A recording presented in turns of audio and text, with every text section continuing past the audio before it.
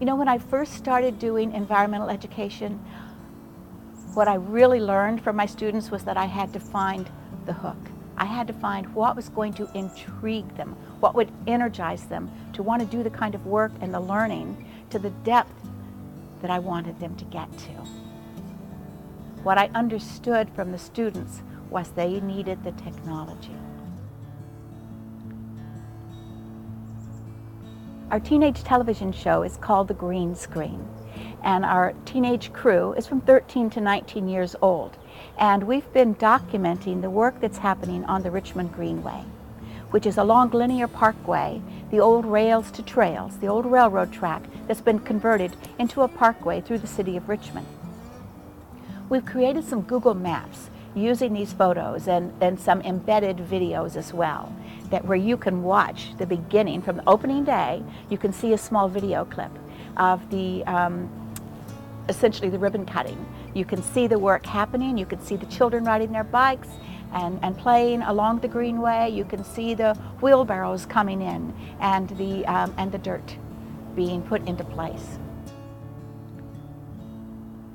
These kind of authentic learning projects let kids actually engage their life in the learning so that it's not disembodied from their experiences.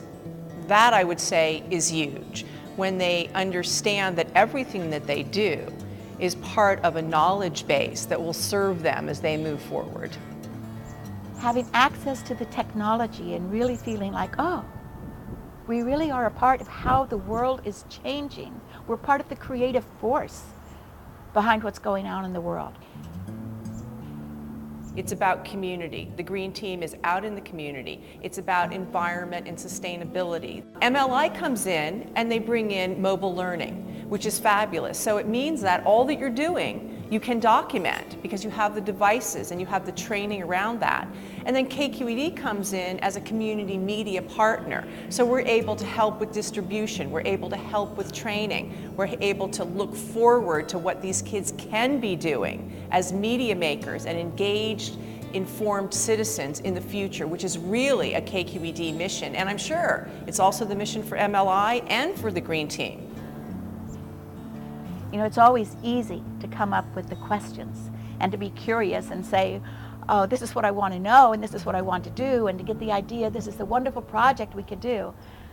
But sometimes it's a little harder to get the tools in your hand and to find the right expert to talk to get all the information you need.